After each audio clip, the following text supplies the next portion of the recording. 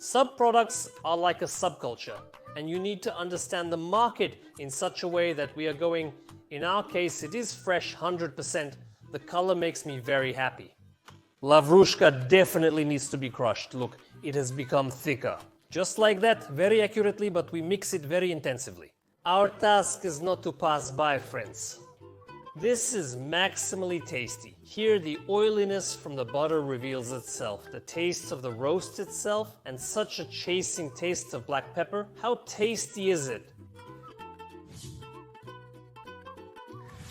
Friends, hello everyone. You are on the Borisov television channel, and I, Alexei Borisov, am with you again. Today, before preparing for the shooting, I realized that the topic of breakfasts in our space, on our channel, is not fully disclosed. We still have a long way to go to China, and today, as you understood from the preview, it will be a pat from chicken liver. Let's quickly put a like, check the subscription, and start. First thing we'll do is prepare the vegetables. We need to cut the carrots smaller so it cooks faster. We cut it into semicircles. Whether you cut or grate, it doesn't matter. As you know, it's a carrot. In the end, we will mash it. So we have a small onion going further. In this case, I have half of a large onion, and I also cut it into semicircles. We will fry it all.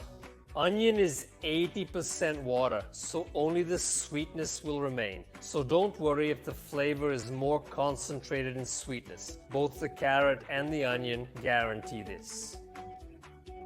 We can put back into the bowl both the carrot and the onion one on top of the other, because they will roast together at the same time. Next is the chicken liver. First of all, you need to make sure it's fresh. In our case, it's 100% fresh. And it's important, very important, to remove these connections, these little films, because they, when we will be grinding the pâté, can either get wound up on the knife or remain unground, and it will just be unpleasant to eat the pâté. So don't be lazy. Here's a little bit. In this case, I have 40 grams here, this. Look, this story needs to be removed. It's pointless. Well, you all understand? We heat the skillet over medium heat, add a little vegetable oil right away, and after the mass heats up, we send onions and carrots.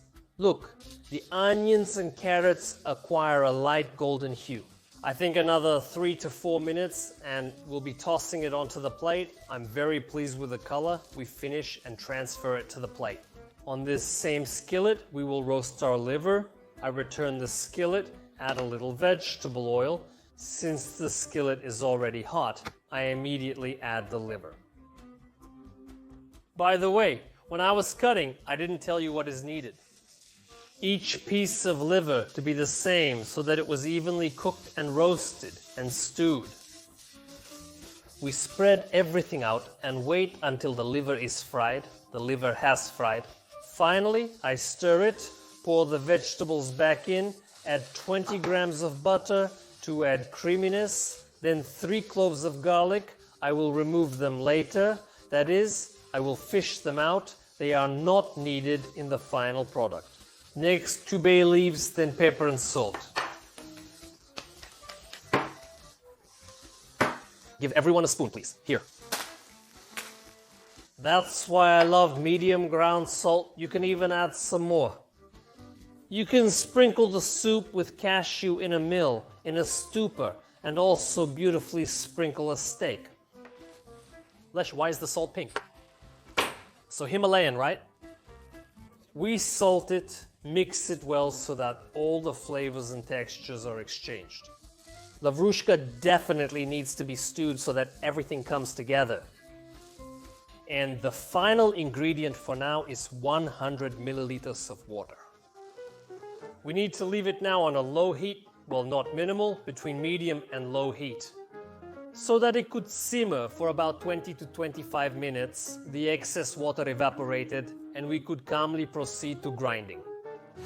20 minutes have passed, we open the oven, and the first thing I do now is remove the bay leaf, because naturally we can't allow ourselves to grind it. And I'll get the garlic. If you like garlic in your dish, leave it. Just before that, it's desirable to cut it smaller or press it through a garlic press. Get rid of everything you don't need. Now I'm getting the blender and we're going to blend. Accurately transfer the liver into the blender. By the way, you can use a heavy-duty blender, you can use a stick type. I do it in my standard one.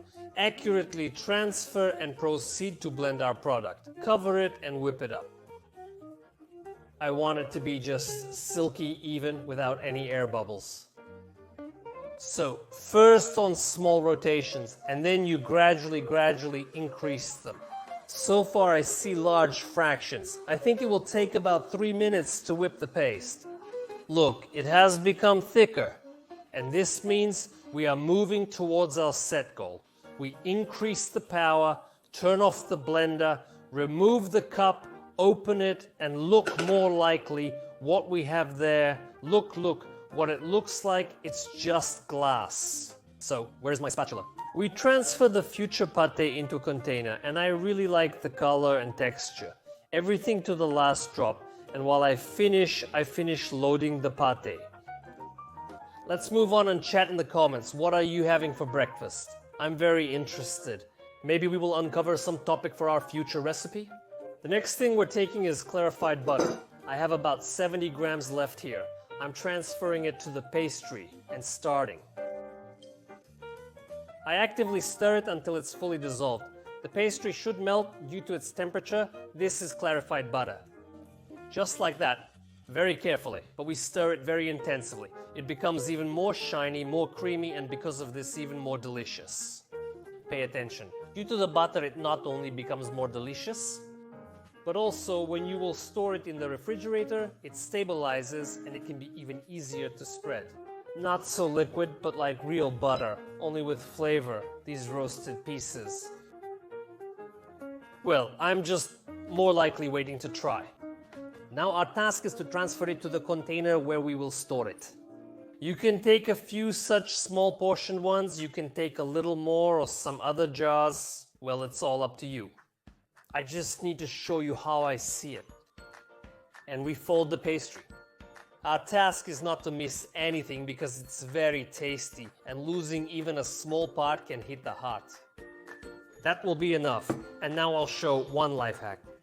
Now we need to tap like this so that all the air bubbles pay attention, so that they rise to the top and we could not find a single bubble inside. The air will contribute to our pastry getting spoiled, which we cannot allow under any circumstances.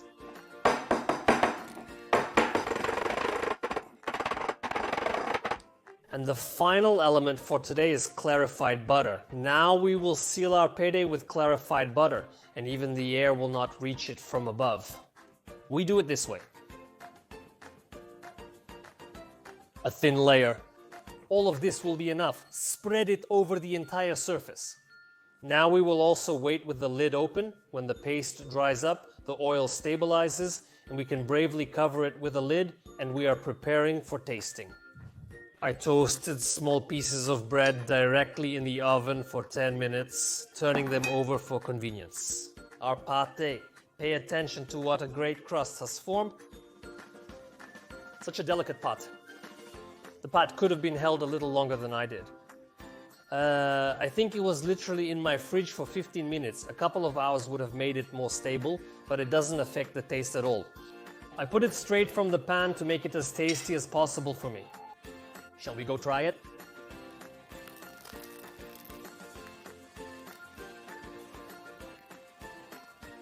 Friends, this is as tasty as it gets.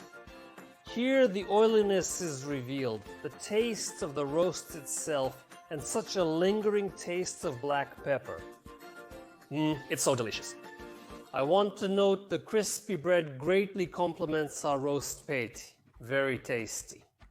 I highly recommend trying not only porridge, but also sandwiches with pâté. Now I say goodbye to you, I thank you for watching. Be sure to like this video, share it with your friends, and don't be afraid to experiment. See you.